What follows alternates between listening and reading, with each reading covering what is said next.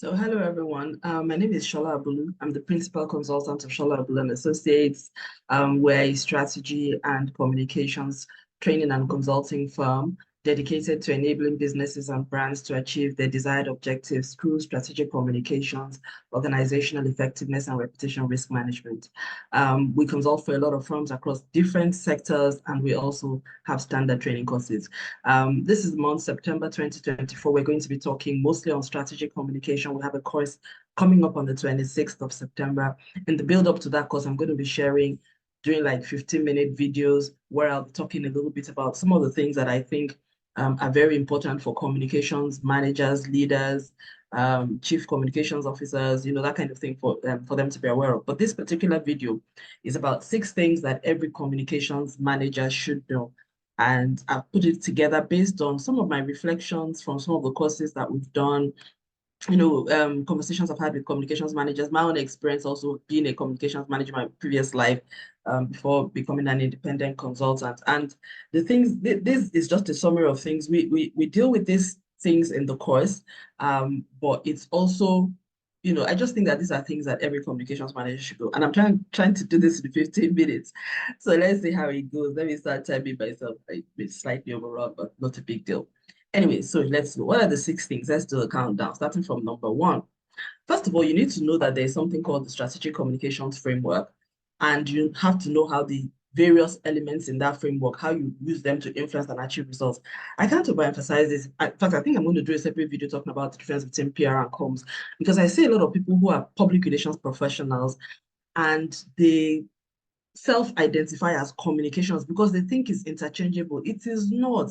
Strategic communications is something you have to really enter into it. You have to learn about it. You have to watch people, how they do it, and then you then begin to practice and you learn. And it is very much an art and a science. It's not like PR that I've seen a lot of PR people step into comms room and they're struggling and they're not able to articulate to their organization why they're struggling because they're very well known in the PR space.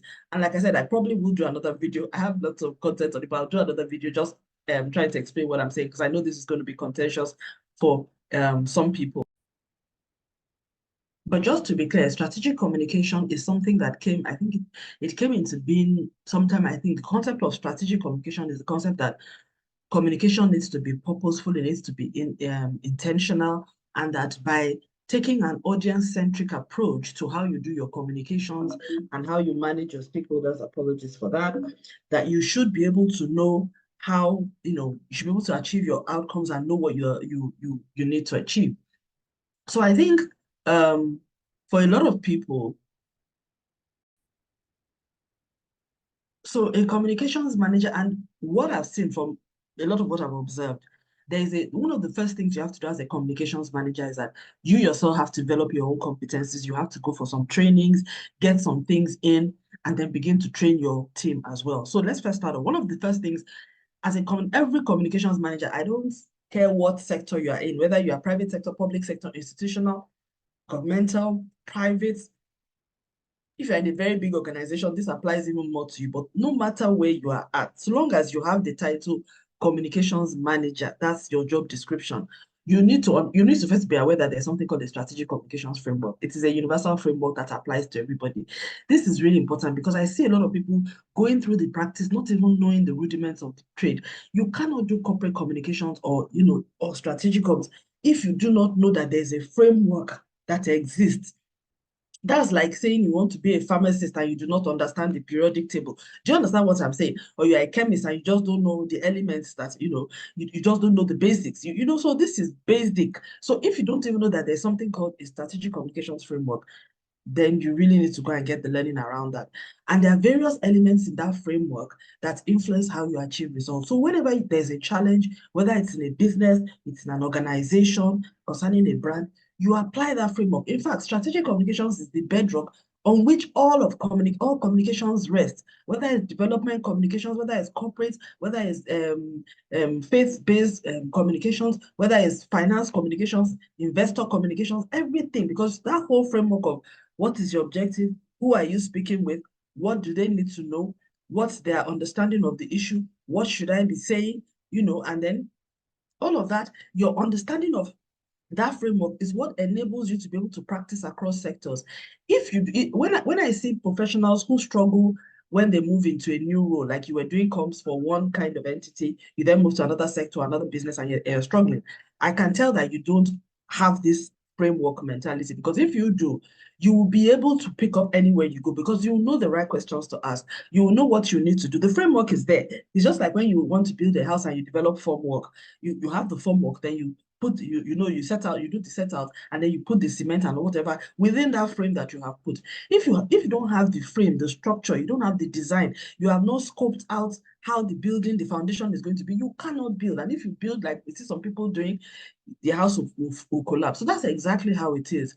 If you're somebody that you are in a role that you need to be very adept, very agile, you're working with complexity, things are not always the same.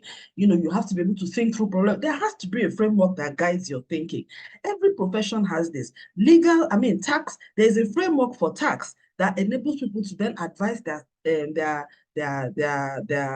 clients on how they do it. In that case, they have a legal framework. If you do not understand the legal framework, you cannot advise people about tax. That's exactly how communications is. If you do not understand the communications framework as a concept of how to communicate with people in an environment where they already have their own mindsets and things and their conflicting agendas, what are the things that I need to do on a fundamental level before you now begin to bring in the context? If you don't understand that, you're not going to be able to achieve your results.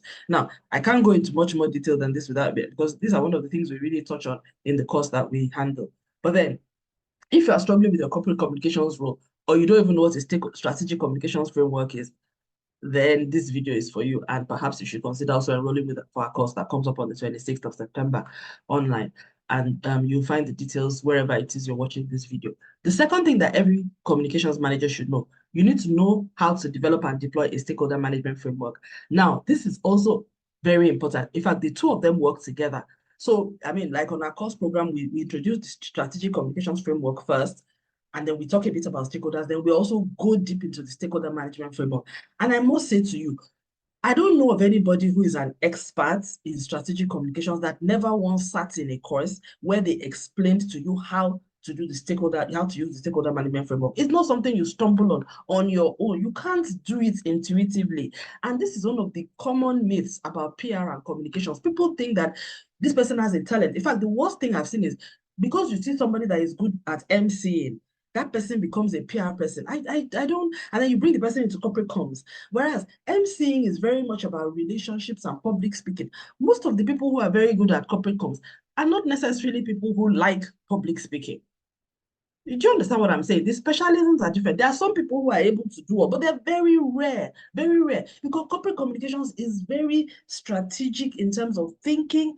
You will be able to deploy other people to do it. The spokespersons are most likely the people who will be facing people, everyday relationship management are likely to be different. But the strategic thinker is likely to be that person who can work with data, who can work with science, who can analyze things, develop scenarios, understand how they play in, know how the stakeholders are likely to move, what kind of messaging we're supposed to give to them, when to push out, when not to push out, what I should be paying attention to, what I should ignore, how I need to shift the conversation, what kind of paradigms we're dealing with, who are the new players, how are they coming in. That is it. Do you understand? Like the coach on the football field. You know what I mean? So that person, and we see it in football. The coach who doesn't understand the framework of the game, the field of play, the technical capabilities of the game is beaten on the field, regardless of how many good players they have.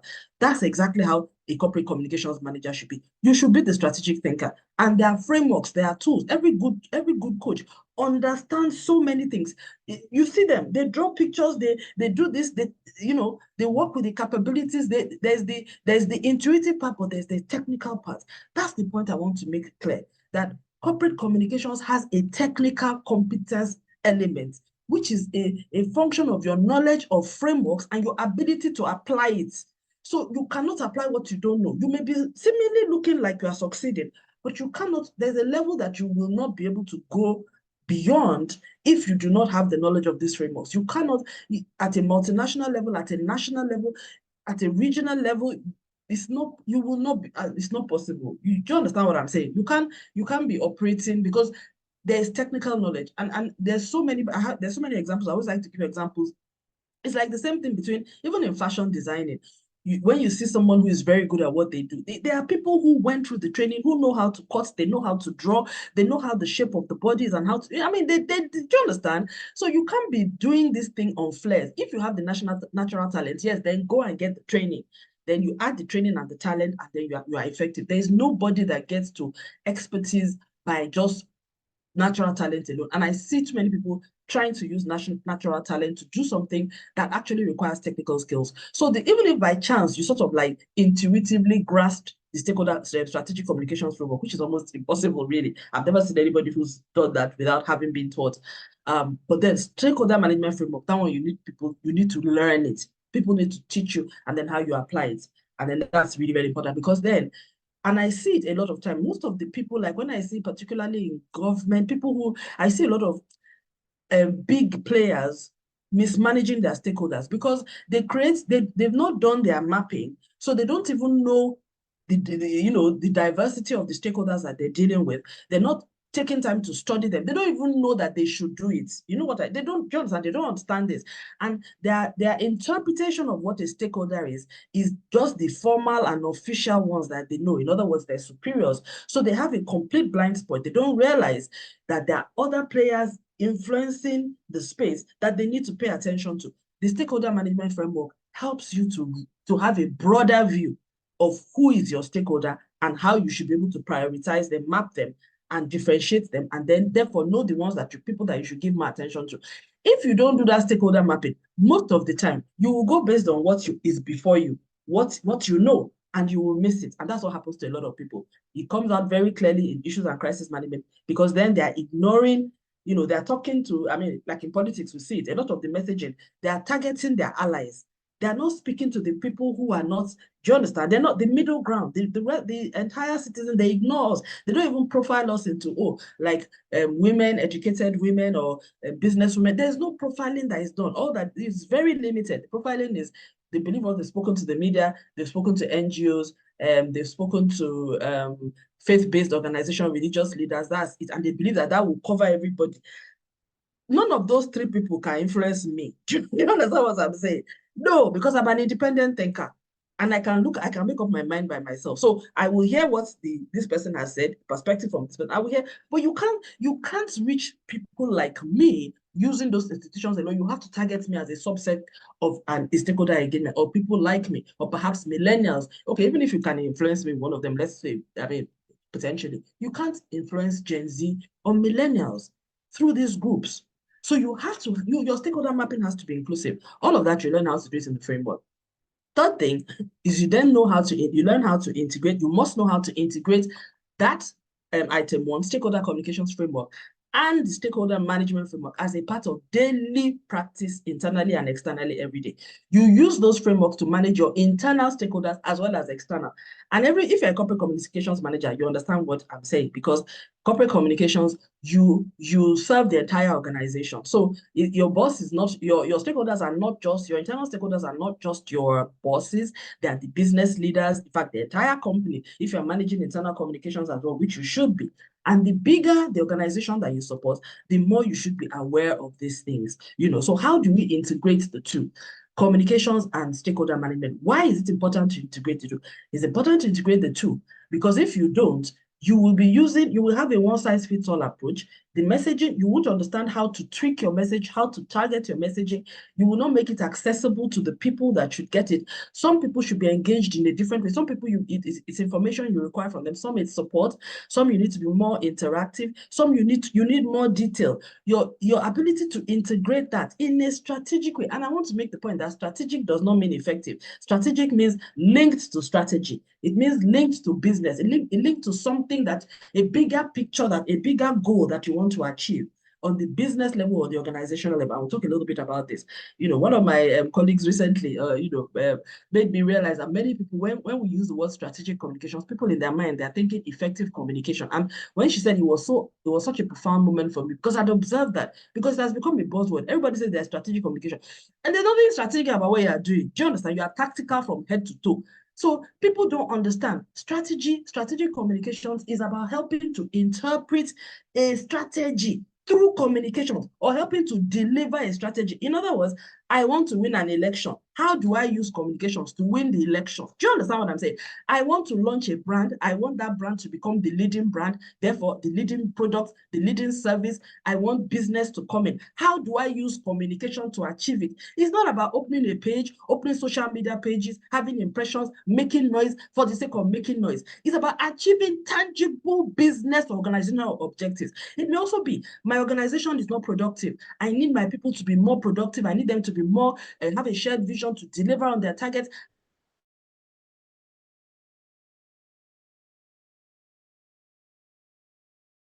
And everybody realizes that if they do not drive their targets and deliver their targets as is intended, we will go down as a company. How do I use communications to achieve that?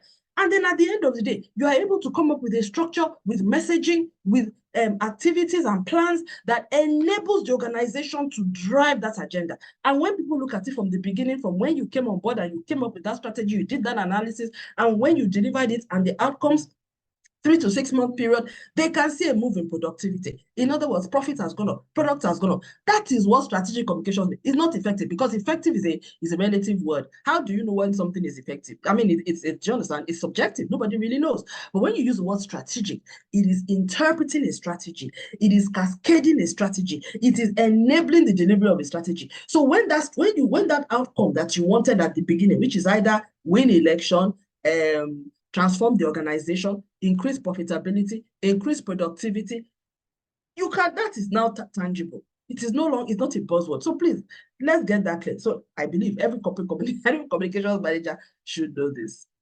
So let's move on to number 4 now. And I'm sure I'm out of time now. So item 4, you also need to be aware of the broad spectrum of communications practice as a corporate communications manager. And it's also your role to make sure that people within the organization understand that broad spectrum as well. In other words, if you're a communications manager, there should be the PR elements of the work that is being done. There's the media aspect, there's campaign and events, there's sponsorship, exhibitions, there's internal comms, there's external comms, there's there's content creation, there's social media management, there's website, there's online effectiveness, visual storytelling, publications, so that spectrum, you need to be aware of it and communicate it widely within the organization so that you can get the kind of resources that you need. What I noticed that a lot of communications teams are doing, they are narrowing the practice. Many of them, they do a lot of things, but they are shielding the organization from knowing the spectrum. And then, there are one-man shows, and then, you are overwhelming. It's just, you need to let them know that it's not possible to have a one-man show in communications that is effective. There is any organization that has just one person doing communications, your communications is ineffective. I don't care how superstar that person is. You are operating suboptimally. Just know that whatever it is you're getting is less than the value of what the real communications would have been if you were doing it correctly. You know what I mean? And I know this is going to sound odd to certain people, but that's just the truth. Yeah. And if you're a small company, well, I understand that, but I don't think there's anybody that really, you can't do it effectively with one team. So you must have, even if you have one full-time employee, which is what I see, then you must have people working part-time, third-party players, that kind of thing, agencies, resources, people that you bring in, freelancers, whatever. There has to be a cohort of delivery that is helping you. You have to have people there that you already have the access to resources for when you need the media support on the media side, on the campaign side, or the event side. You should have all of that already in place. Even though you may not be paying for it, but at least you know the kind of people, you've had some interaction with them. That should be there. So anyways, let's just leave that. So you should be aware of the broad spectrum of communications practice. Don't just center on what's like some people is only media they are doing, some is traditional PR, they're not really doing comms, they're just ignoring internal comms. You call yourself a communications manager, you don't have an internal communication strategy and plan, you don't do leadership communications, you're not using communications to drive change, to drive transformation. I mean, everything, the business is being carried on without using communications as an enabler. There's a disconnect between leadership and the organization because communications is not even having a role. You don't even see internal communications as something that you should be doing. Things that shouldn't be. So number 5, how to build an effective communications team using internal and external resources. I've actually talked about that as that's linked with what I just said in item 4. So you need to be able to build an effective comms team, and you have internal and external resources.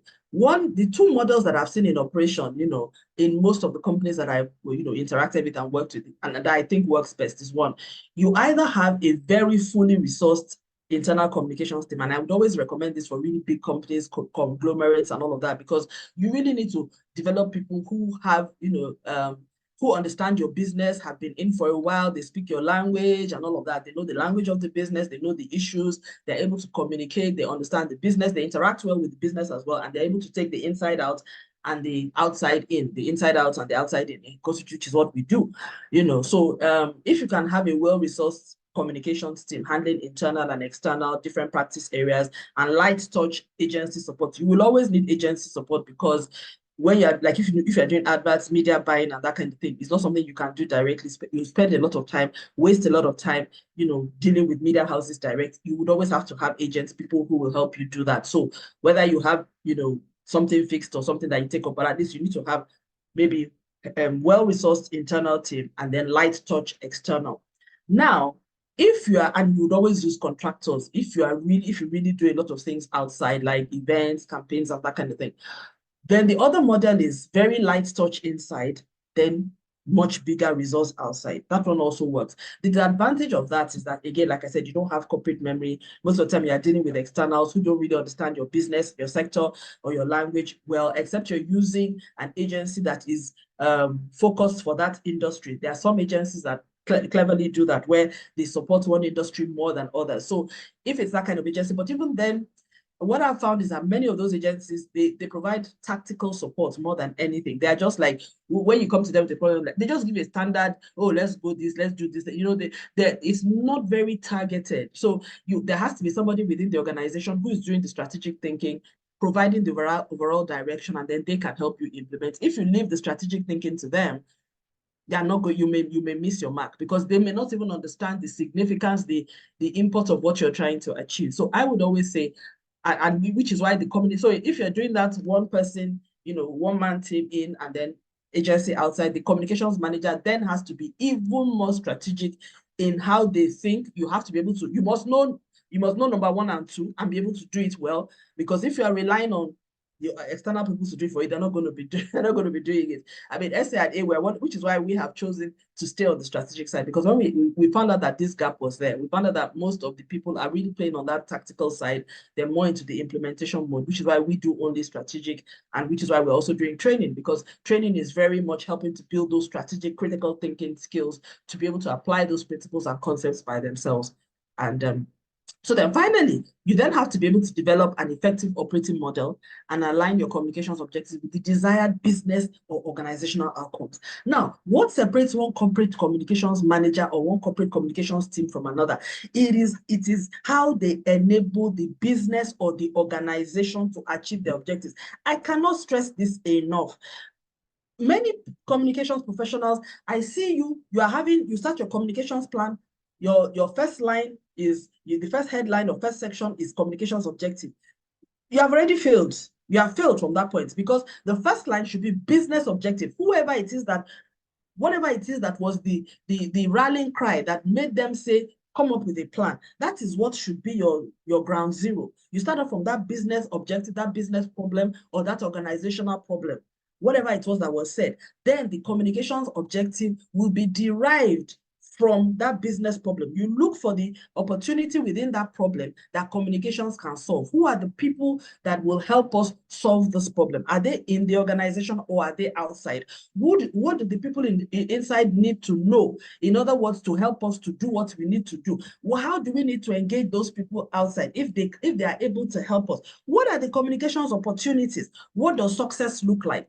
If you start off with the communications objective, you will have a plan that is disconnected from the business problems. And when the business is able to solve their problems without you, you are irrelevant. That's why you are fighting for budget every year. But if you are able to situate your communications plan for the year, everything that your organization is doing, to be derived from the organizational and the business problems, then When success, because everybody, you will have written down your ground zero. Everyone will see that when you started out, these were the problems we were faced with. This is what we were struggling with. And then you came up with a strategy and a plan and a messaging, and you deployed it. And people saw the traction that it got you.